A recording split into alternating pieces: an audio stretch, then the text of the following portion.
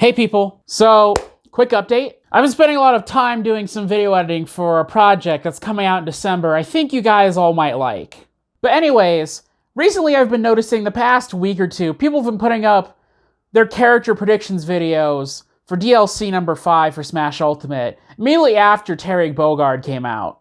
And I thought I'd just throw my hat in the ring, just maybe throw some stuff out there, see what people think. I'm doing something topically relevant for once. Now, in my Grinch League 1 year retrospective, I mentioned how I think Ryu Hayabusa is the most likely character to be DLC number 5. Now, the reason why I came to this conclusion is because if you sort of assume some development timeline details, and then also based on the fact that Terry Bogard got in, it just really all coalesced to make Hayabusa really the only sort of logical, realistic choice for me for that spot. If you remember the Nintendo Direct where Terry Bogard was announced, then you'll also remember that there's more DLC coming on top of the original Fighter's Pass. Now, if you assume that the developers weren't being coy about wanting to make more DLC from the beginning, then you can assume that after DLC number 5, there would have been no more new fighters. So assuming this hard cutoff, companies that didn't have a character in Smash already would have to pretty much squeeze into the DLC because pretty much it would have been no more new characters after that point until a Smash game way later into the future, or after the franchise probably has been rebooted. In seeing Terry's inclusion, it was the first time that SNK got a playable character in Smash. And Tecmo Koei has worked a lot with Nintendo in the past. They helped with Marvel Ultimate Alliance 3, they helped out with Fire Emblem Three Houses, they developed Metroid Other M, and yet they're the only major Japanese third party that doesn't have a character in Smash yet. And we all know damn well that Kasumi from Dead or Alive is not getting in, because if Mai Shiranui isn't getting in because of her outfit, then the same deal goes for Kasumi. Hayabusa also makes sense because he's really the last major NES gaming icon that's not represented in Smash yet. I mean, Mega Man's in Smash, Castlevania's in Smash, so where's Ninja Gaiden? And before you say, well, X-Leaker confirmed that Hayabusa is not going to be DLC number 5, I don't give a shit. Insiders are not infallible, and they are wrong all the fucking time. It's just that when they get shit right, people pay special attention to them.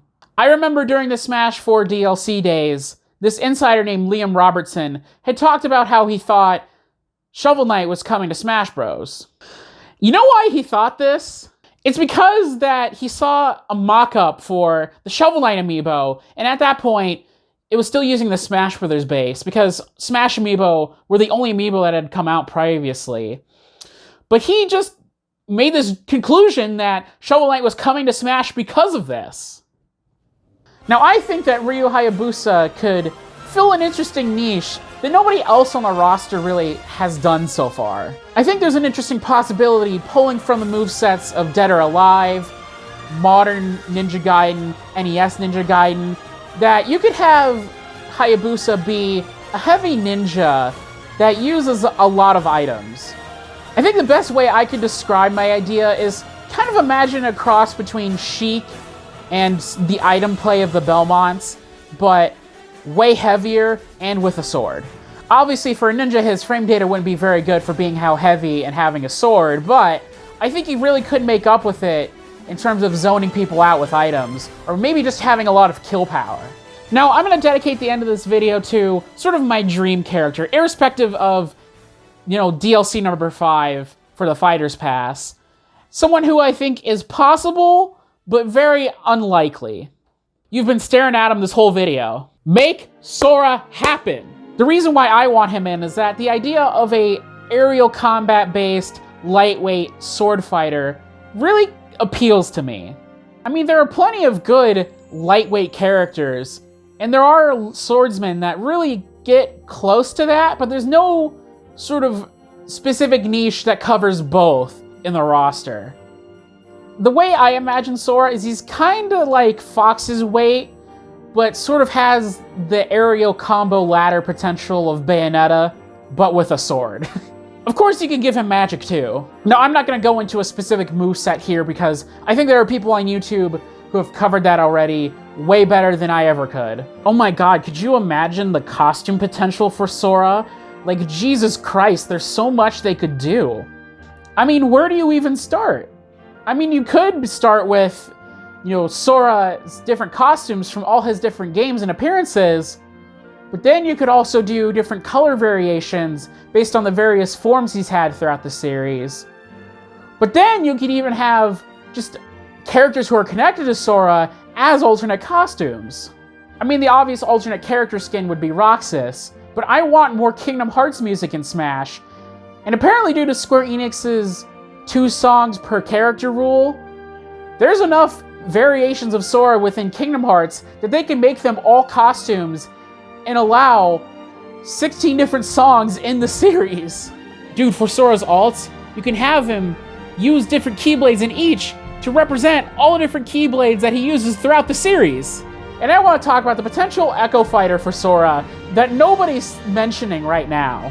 Riku would be so awesome.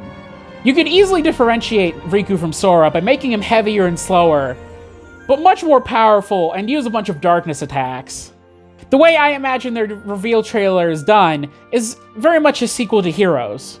You see a bunch of characters try to fight Darkron, but it doesn't work and they're about to get destroyed when all of a sudden a big beam of light just eradicates Darkon. And then the camera pans up, and then you see Sora. Now, the reason I doubt Sora's gonna get in is not necessarily because of Disney or Square Enix themselves, but I think just because of sort of the awkwardness of Kingdom Hearts involving non-video game characters. Even though Sora himself is a game character, it's gonna trigger Sakurai's no non-video game character rule. It doesn't matter that all the Kingdom Hearts original stuff is really good and doesn't have anything to do with Disney, but I just think that Sakurai and his team might not get past the idea that Sora is a non-video game character. But hopefully the DLC runs long enough that he gets in eventually. Anyways, thanks for watching the video and have a good day.